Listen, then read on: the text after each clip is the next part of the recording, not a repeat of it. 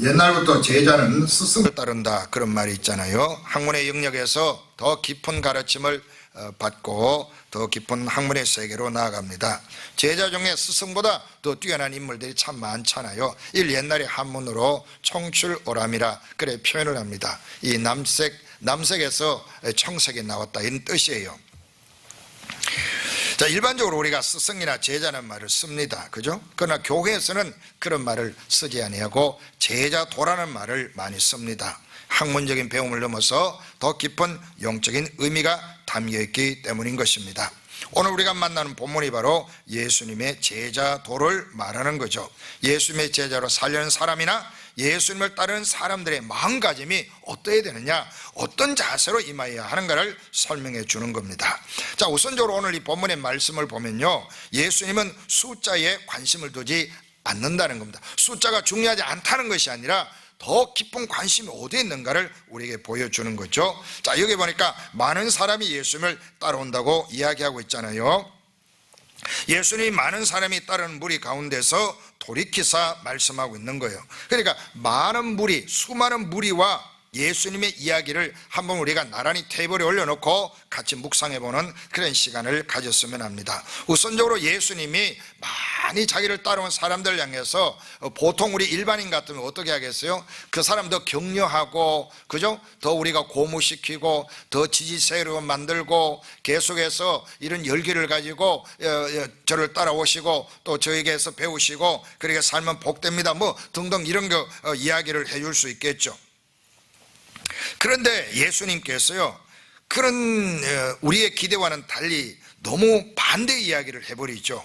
너무 대척점에 있는 이야기를 해버리고 계시는 겁니다. 자, 예수님께서 하신 말씀을 우리가 곰곰이 한번 생각해 보세요. 여러분들 읽으신 말씀인데, 만약에 내가 대중적인 인기 강사라면은 사람들이 강의를 듣기 위해서 신청하세요 하자마자 신청이 한 시간만에 끝나버렸어요. 그럼 나는 그게 기분이 좋아요, 나빠요?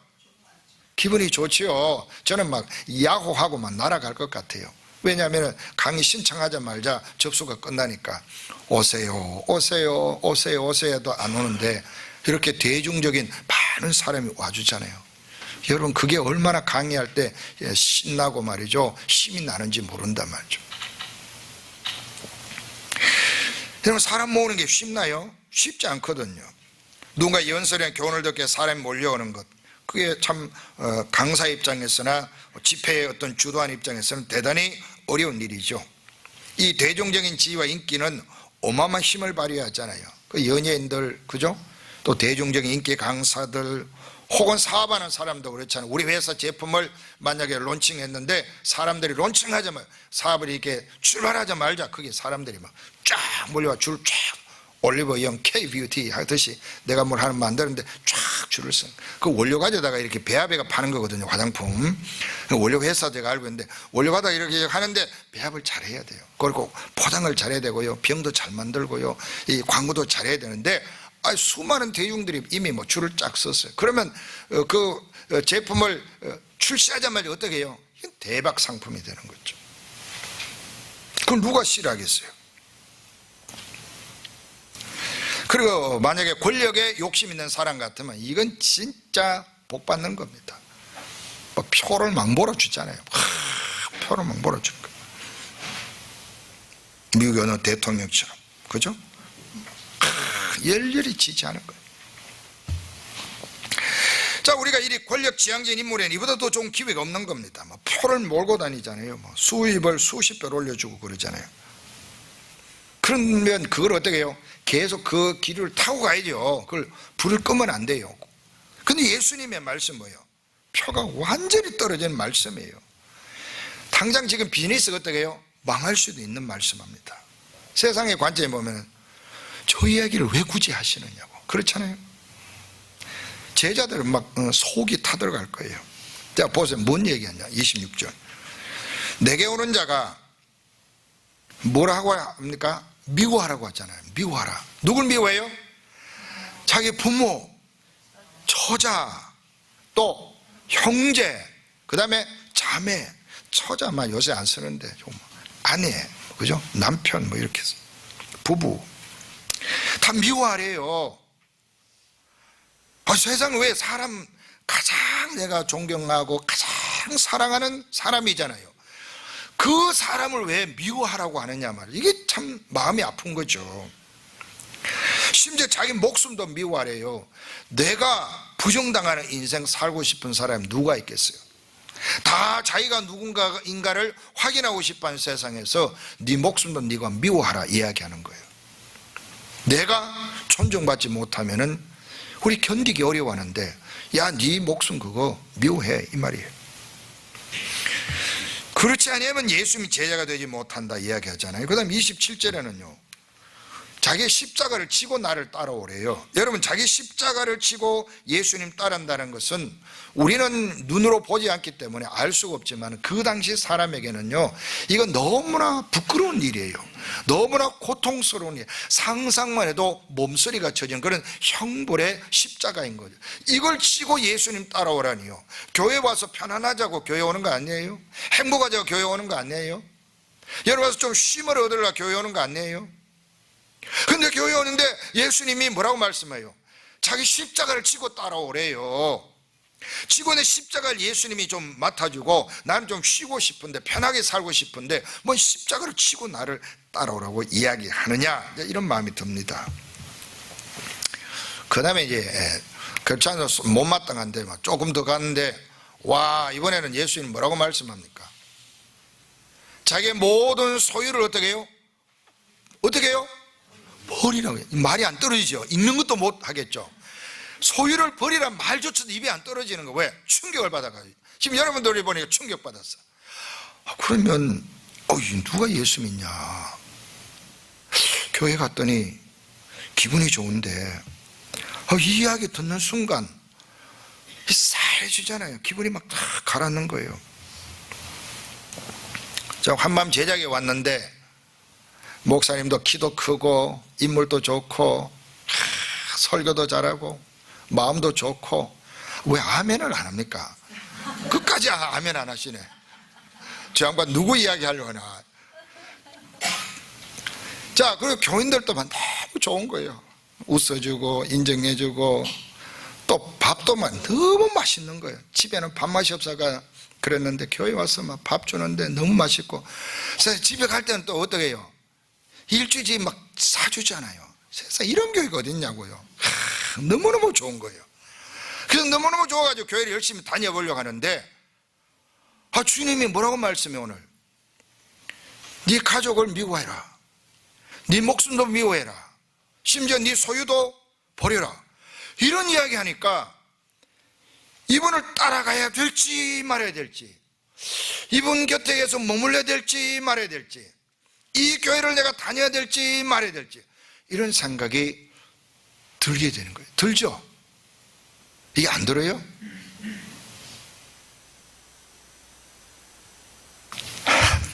든다고 말할 수도 없고 안 든다고 말할 수도 없고. 지금 여러분 표정이 너무 재밌어요. 안 듭니다 말하기에는 뭔가 그렇고, 든다고 말하기에는 이게 뭔가 막 동의가 안 일어나는 거예요. I mean 뭐 이런 게 있잖아요. 영어로 말하면 그게 안 되는 거예요. 제 표정이 좀 힘들어하네요. 저도 힘들고 여러분도 힘들고. 자, 예수님이 제자가 되면 뭐 학습 능력이 뛰어나야 된다든지 토론 능력이 뛰어나야 돼. 뭐 논어가 이게 토론을 논쟁하다 그런 뜻이거든요. 그 다음에 어라는 것은 질문하다. 어인데 이 질문하는 거예요. 그럼 그걸 이제 모아놓은 걸 말하는데, 만약에 예수님이 그런 식으로 우리에게 뭐 토론하고 또 질문하고 답하는데, 야, 넌 진짜 관심도 많고 공부도 잘한다, 이런 식으로 얘기하는 것이라면 한번 내가 붙어볼 만하잖아. 한국에서 공부한 사람들은 까짓 내가 한번 해봐야지, 뭐 이런 생각이 들기도 합니다. 또 글을 잘 쓰는 능력이라든지 뭐 연구 실력이 있어가지고 막 프로젝트를 하는데 잘 수행해야 된다. 그렇지 않으면 어떻게 학위를 받느냐, 뭐 이런 식의 이야기면 한번 우리가 용기라도 내볼 거 아니에요. 또 어떤 사람 말이에요, 돈을 좀 쓸 줄 아는 사람인데 돈이 좀 있어요. 그래서 크레딧 카드 하나 딱 들고 다니고, 예수님이 수많은 무리들과 다니니까 이때 좀 따라다니면서 말이죠, 내가 크레딧카드를 쓰는 거. 예수님 아무것도 없으니까 대신 걱정하지 마세요. 까짓 거 뭐 이 사람들 요 빵 하나 사면 뭐 요 만불 하면 빵 다 돌립니다. 걱정하지 마세요. 예수님 오늘 호텔 내가 조금 잡아놓았습니다. 걱정하지 마시고 푹 주무시고 내일 아침에 일어나서 좋은 말씀 해주시면 됩니다. 예수님은 그 말씀하면 돼요. 내가 다 해결하겠습니다. 뭐 이런 식으로 폼 잡는 사람이라면 또 인기를 위해서 자기가 한번 다녀볼 만하죠. 그런데 예수님이 그런 이야기를 싹 굳어버리는 거예요. 가장 가깝고 내 인생에 가장 소중하고 그를 위해서 내가 봉사하고 희생하는 것이 아깝지 않는 그 가족도 미워할 일이 생기고, 심지어 자기 자신도 미워할 일이 생기고, 또 모든 걸 아끼고 절약해서 너의 인생에 참 보람있게 살아, 이게 아니고 소유를 버리라고 이야기하니까 이게 무슨 뚱딴지 같은 말씀입니까? 라는 생각이 드는 게 정상인 겁니다. 자, 그러면 이제 우리가 어떤 마음이 드느냐 하면은, 이대로 계속 따라다니다가는 속된 말로 팔자를 고치는 것이 어떻게 해요? 망하게 생겼잖아요. 그렇잖아요. 예수님 이 말씀 그대로 따라갔다가는 망하게 생긴 거예요.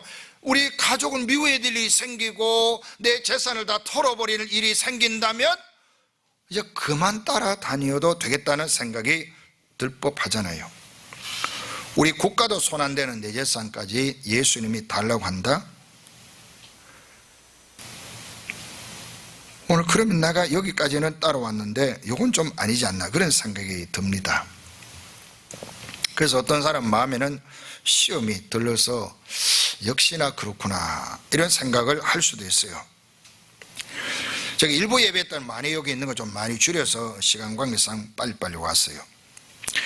자, 그러면 이 메시지를 어느 관점에서 보아야 되냐, 이게 중요한 겁니다.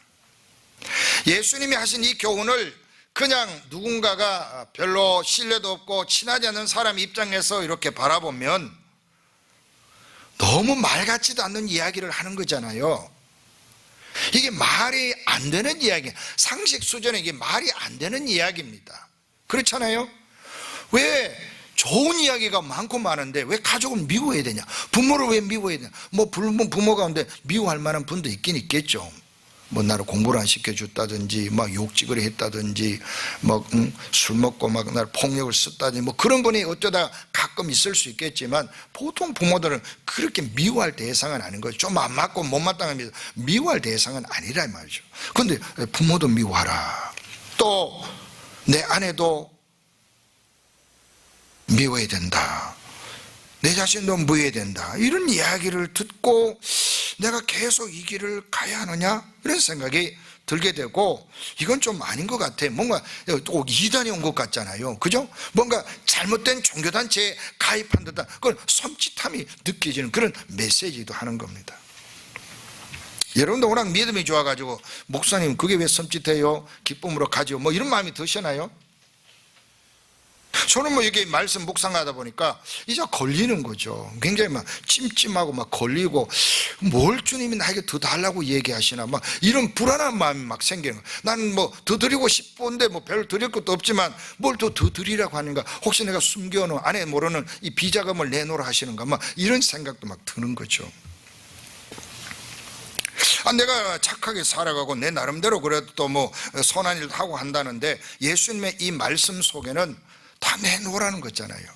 그것이 보통 어려운 문제가 아닙니다. 바로 여기에 우리가 놓치는 포인트가 있어요. 그건 뭐냐, 우리의 시각이 어디 있느냐 문제예요. 내가 예수님 안에서 이 말씀을 보는 시각을 갖느냐, 예수님 바깥에서 이 말씀을 보느냐에 따라 이 해석이 달라지는 겁니다. 여러분들 이 본문의 교훈 안에 들어오려면, 이 본문 안에 머물 수 있으려면, 이 말씀 안에 여러분이 머물 수 있으려면, 그걸 받아들일 수 있으려면 어떻게 해야 되느냐, 예수님 안에 있느냐 밖에 있느냐가 결정하는 겁니다. 예수님 안에서 바라봄이냐, 예수님 밖에서 들음이냐 라는 사람의 차이에 따라서 이 본문이 따라갈 말씀이기도 하고 멈추어야 될 말씀이기도 하다, 그런 말입니다. 그리고 중요한 건 바로 지금 여러분들이 점검하셔야 되는 거예요. 내가 지금 예수님 안에 있느냐, 예수님 밖에 있느냐, 예수님 내가 관찰자로 보고 있느냐, 예수님 안에서 예수님과 친밀함을 누리고 있느냐를 먼저 점검하셔야 되는 겁니다. 예수님은 그를 따르는 사람들에게 너희들이 나를 따르려고 하느냐, 내 안에 있으려면 이런 비용을 지불하고도 얼마든지 행복하고 기쁘고 즐거울 수가 있다. 하지만은 내 밖에 있다면 이렇게 여러분들처럼 몰려다닐 일이 아닙니다. 계산을 대보세요. 나를 따라오는 것이 그렇게 무작정 우르르 따라다닐 일이 아닙니다. 제발 여러분 계산 한번 대보세라고 이야기하는 겁니다. 이들을 오히려 말이에요, 멈춰 세우는 거예요. 오히려 자극하고 말이에요, 멈춰 세우고 예수님 그만 따라오라고 하는 메시지도 포함되어 있는 겁니다. 그러니까 옆에 계산이 빠른 제자가 있다면 비즈니스를 좀 알고 민심의 동향을 좀 아는 사람이 어떻게 말했겠어요? 아이고 예수님 그냥 놔둬요, 제발 그냥 충청도 놔둬요, 뭐 이런 식이 되는 거예요. 아니 오다가 지가 마음에 안 들면 떨어지지 왜 굳이 자꾸 그 말씀 굳이 일부러 하냐고, 저 눈치 없는 목사라고 막 이야기할 것 같아요. 왜? 힘들면 안 따라올 거 아니야 이거죠. 근데 앞장서 가지고 예수님 믿는 거 어려운 거야.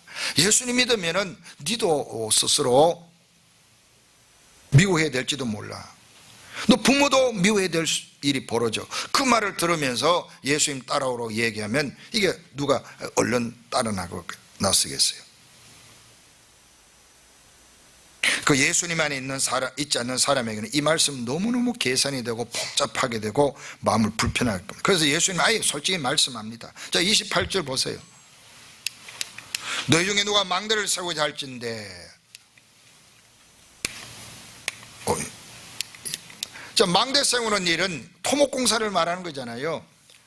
토목공사할 때 이러면 계산 안 되겠어요? 땅값, 그 다음에 뭐가 필요해요? 자재값, 그 다음에 인건비, 그 다음에 공기, 공사 기간 이런 걸 계산돼 보잖아요. 전 토목공사 안 해봤지만 얼른 나오잖아요 벌써. 그런데 어떻게 토목공사를 하는 사람이 아무런 계산하지 아니하고 LA 시정부에서 큰 건물 하나를 세운다, 계산도 안 돼보고 바로 나가 입찰하고 공사 시작한 사람 누가 있냐? 없잖아요. 계산돼 본다 이 말이죠. 그리고 또 이제 전쟁 비유를 듭니다. 어떤 사람이 자기 주변에 그 나라가 자꾸 그 국경 보도를 자꾸 침범하고 그 자기 나라 사람 괴롭히고 물건 빼앗는 도둑들이 왔다 갔다 하고 뭐 캄보디아 태국하고 그 이야기를 여러분 알잖아요. 그 뭐 지뢰를 매설해 놓았다가 태국 병사가 죽고 그래서 두 나라가 전쟁하고 뭐 이런 일이 벌어지잖아요. 그럴 때 여러분들이 계산을 된단 말이죠. 저 사람들의 군대가 어떠한지, 우리가 공격 목표가 어떠한지, 어떻게 제압을 해야 될 건지, 우선 이제 방공망을 제압을 하고 또 대응할 수 있는 수단들을 무기력하게 만들고, 그 다음에 그곳에 이제 선발대를 보내고 어떻게 포사격을 하고 어떻게 진지를 무력화시킨 뒤에 어떻게 이제 병력들이 들어가고 어떻게 점령하고 얼마를 머물고 뭐 등등의 이런 계산을 쭉 해야 되지 않겠어요? 지금 제가 사령관이면 잘할 것 같죠? 그래도 옛날에 저도 작전과 소속입니다. 그냥 웃으라는 얘기인데도 또 뭐 목사님 보직이 뭐였나 또 생각하시는데, 자 우리가 계산돼 본다면 이렇게 계산이 되잖아요. 그 계산을 돼 보는데 아무 계산 없이 전쟁하는 사람이 어디 있겠어요? 다 계산돼 본다면, 야 예수님께서요 우리 생활에 아주 뼈저리게 느끼고 경험하는 두 가지 예를 들어서 예수님 따를 때 이렇게 후루루 몰려오지 말고 계산돼 보라고 얘기합니다. 그리고 예수님 말씀합니다. 이건 경고의 말씀이에요. 소금이 맛을 잃으면은 그걸 다 버린다. 쓸데없잖아. 아무 쓸모 없잖아요. 소금은 아무데나 버리면 안 되잖아요. 쓸모없다고 뭐 계란 껍데기도 모아가 화분에 넣고 심지어 그 커피 가루도 넣고 그렇게 하지만 소금은 모아다가 화분에 넣으면은 그 곳에 식물이 잘 자랍니까? 죽어요? 저는 안 버려봐가 모릅니다. 식물이 죽죠. 소금밭에 어떻게 사요? 근데 저 해변가에 가면은 함초가 있긴 있지만 그건 소금 덩어리는 함초가 있어요. 저기 엔선에도 가니까. 자, 소금을 먹으면 풀이다 뭐 이렇게 이름을 붙였는데, 아무튼 이 소금이 좋은 것이지만요, 소금이 맛을 잃으면 아무 쓸데가 없어요. 이건 진짜 쓸모없는 겁니다. 빨리 버려야 됩니다. 여기서 예수님 메시지가 뭐냐면요, 결단하라 이 말이죠. 기분 따라 인기 따라 네 얻고 싶은 게 있어가 주르륵 따라다니지 말고 계산하라 이야기하는 거예요.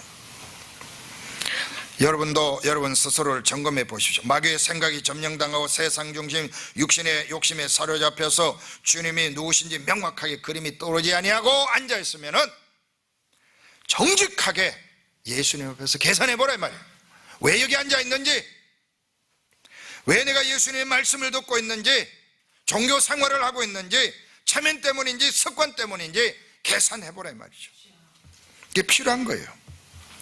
여러분의 인생에 예수님이 걸리적거리는 분인지, 아니면은 예수님께 여러분들이 맛을 잃은 소금처럼 쓸데없는 사람은 아닌지 한번 돌아보시기를 바랍니다. 여러분에게 예수님은 어떤 분이세요? 제 스스로의 신앙 고백을 합니다. 저는 예수님 안에서 예수님의 이 말씀을 듣고 있습니다.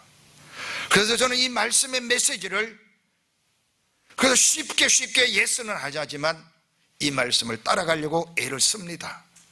왜 그렇습니까? 저는 예수님 때문에 구원을 확신합니다. 예수님의 사랑을 저는 확신합니다. 예수님이 살아계심을 확신합니다. 예수님 내 생명의 영원한 주인이십니다. 그분은 나보다 나를 더 아시고 사랑해 주십니다. 그리고 예수님은 지금뿐만 아니라 영원한 나의 미래까지 책임져 주시는 분인 것입니다. 저는 예수님이 나를 만나주지 않았다면 제 운명이 얼마나 비참했을까를 알고 있습니다. 저는 예수님 때문에 죄가 무엇인지 알게 되었어요. 예수님 말씀을 듣고 하나님의 살아계심을 깨달았습니다. 내가 하나님의 사랑받고 있는 자녀임을 깨닫게 되었습니다. 예수 그리스도로 말미암아 사망과 악의 세력을 물리칠 수 있는 힘이 주어지게 된 것을 봅니다.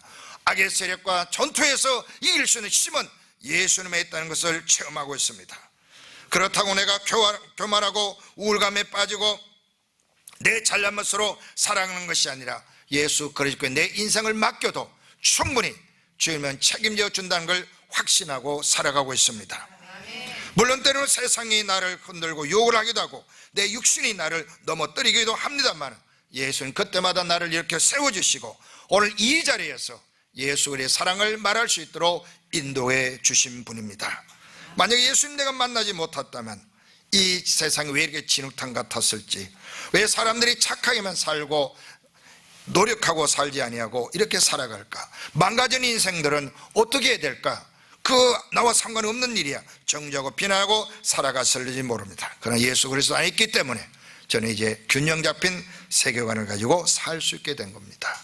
그분이 이렇게 나를 사랑해 주시고 나를 책임져 주는데 내가 주님 위해서 할 수 있는 것이라면 무엇을 아까워하겠냐 말이죠. 저는 주님부터 용서받은 기쁨이 있습니다. 그래서 이 용서해 주신 하나님 앞에 나와 예배할 때 내 영혼이 가장 평온하고 기쁘고 감사합니다. 주님을 사랑하는 성도들과 만나는 것이 세상 누구를 만난 것보다 더 기쁘고 감사한 마음이 있습니다. 내가 주의 백성들과 함께 거하는 때론 괴로운 일이 있을지라도 저에게 이것이 기쁨이고 보람이고 의미 있는 삶이 된 것입니다. 예수 그리스도가 사랑해 주시기 때문인 것입니다. 그래서 예수 그리스도께서 만약에 필요로 하신다면 예수 그리스도 섬기는 일에, 예수님이 사람을 구원한 일에, 예수님이 사람을 사랑하는 일에 내가 가진 그 무엇을 요청한다면 주님 위해서 기꺼이 내 목숨도 내어드릴 수가 있는 것입니다. 내 가족이 반대하고 나선다면 사랑하기 때문에 권면하고 설득하지만 이 주의 길을 가로막는 일은 내가 허용할 수 없는 것이죠. 왜? 예수 그리스도가 내 생명이기 때문인 것입니다. 우리 예수님을 따라갈 때 힘들고 어렵지만 예수님 안에 위로가 있더라고요. 그래서 찬송을 부르고 갑니다. 감사를 드리고 갑니다. 예수님 안에 참된 소망과 영원한 소망이 있기 때문에 낙심하지 아니하고 또 일어나서 걸어가고 소망 중에 즐거워하며 살아가고 있는 것입니다. 예수님 안에 모든 것이 있더라고요. 그래서 예수님께서 33절의 말씀대로 이와 같이 너희 중에 누구든지 자기의 모든 소유를 버리라고 하더라도 버릴 수가 있는 겁니다. 버림으로 끝나는 것이 아니고 버림으로 자유해지는 것으로 끝나지 아니고 그리스도 안에 다 있더라는 겁니다. 참된 사랑이 있지요, 예수님 안에 생명이 있지요, 예수님 안에 자유함이 있지요, 예수님 안에 영원한 즐거움이 있잖아요. 예수님 안에 나의 영원한 기업이 있잖아요. 예수님은 다 있는 거예요. 그러니까 그날에 있는 영원한 것을 바라보니까 이 땅에서 주님이 요구하는 건 주님이 재산을 축적하려 요구한 게 아니잖아요. 사람을 살리라고, 사람을 돌보라고, 사람을 구하라고, 사람을 사랑해 주라고 필요한 것이 물질이고 사람의 재능이고 사람의 시간이고 사람의 따뜻한 온기이기 때문에 저를 쓰시려고 할 때 드릴 수 있는 거예요. 그럼 여러분도 그런 마음이 있으리라 믿습니다. 그래서 우리가 주님 나라를 위해서 물질을 내어 드릴 수 있는 거예요. 만물의 소유권이 나에게 있는 것이 아니라 주님께 있습니다. 소유권을 옮겨버리세요. 주님께 옮겨버리고 나면 그 다음에 내가 무엇을 고민하면 되느냐면요, 어떻게 잘 쓸까 이것만 고민하면 돼요. 세상은요 소유권을 자기에게 둡니다. 그 어떻게 쓸까를 고민을 하지 않습니다. 그래서 욕심에 묶여서 아무것도 못하는 거예요. 그런데 이 원리를 깨달아 버리면요, 버는 것은 내가 버는 것이 아니에요. 하나님의 지혜와 능력과 기회를 주심으로 하나님께서 나를 돌보심으로 내가 벌 수 있는 기회를 주시는 겁니다. 그때 내가 하는 것인데 라고 고집한 사람하고 야, 이 주님이 주신 것이구나 라고 하는 사람하고 일을 대하는 자세가 다른 거예요. 하나님 나에게 이런 걸 주셨구나, 하나님 나에게 기회를 주셨구나 생각하면 그 일이 뭡니까? 즐거워지는 거예요. 보람이 있어지는 거예요. 또 유익하게 쓰려고 애를 쓰는 사람이 되는 거예요. 그 쓰고도 마음에 기쁨이 있는 거예요. 주고도 마음에 보람이 있는 거예요. 그런 기쁨과 그런 행복과 그런 만족감이 예수님의 십자가를 지고 주님 뒤를 따르는 사람이 누릴 수 있는 참된 기쁨이고 즐거움인 거예요.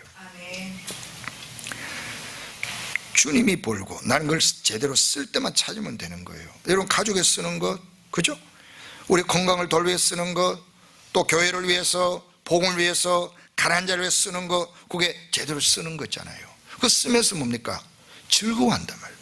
쓰면서 막 툴툴거리고 불평스럽게 하고 막 아까워하고 인색하고 하고, 내가 지난번에 용돈 500불 줬는데 그 벌써 다 썼냐 이 자식아, 그 돈 버는데 얼마나 힘들, 이런 마음이 없고, 아내에게 돈을 줄 때도 마찬가지, 아내가 남편에게 돈을 줄 마찬가지, 꼭 아껴 쓰라고 막 욕심 막 넘쳐가 그렇게 하지 않고 주님 위해서 기쁘게 사세요, 즐겁게 사세요, 이런 마음으로 좀 주어보라고요.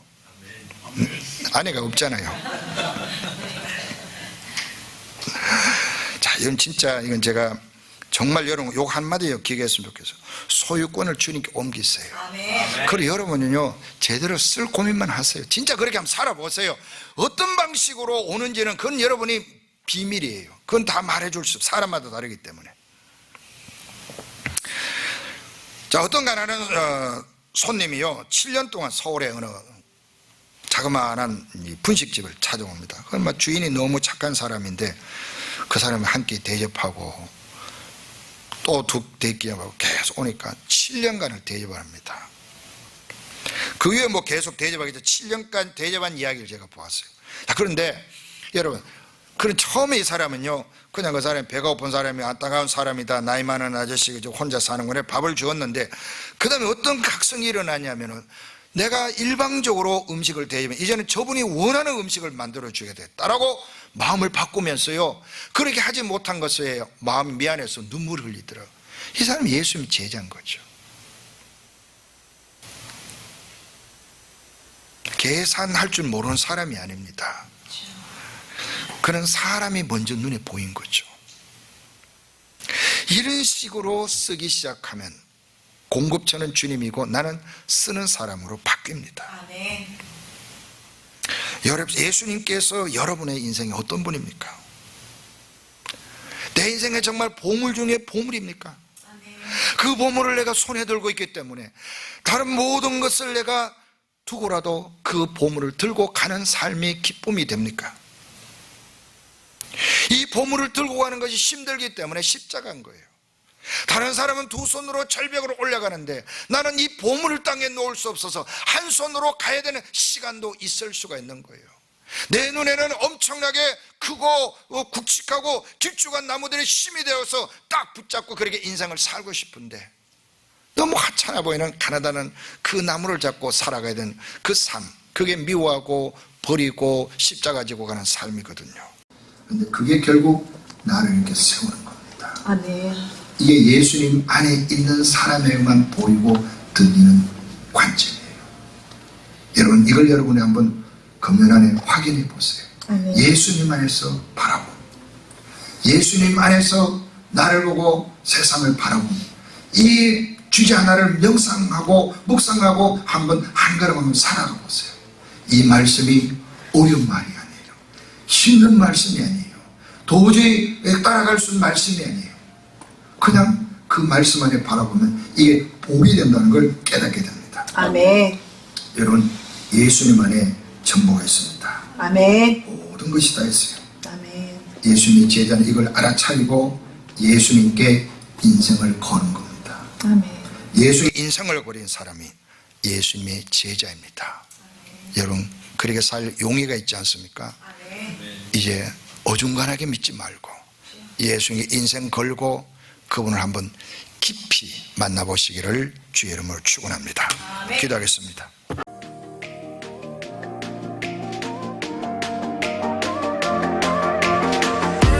이 영상이 여러분의 삶에 도움이 되셨다면, 그리고 혹시 연결되기 원하시는 교회를 찾고 계신다면 저희에게 연락 주시기 바랍니다.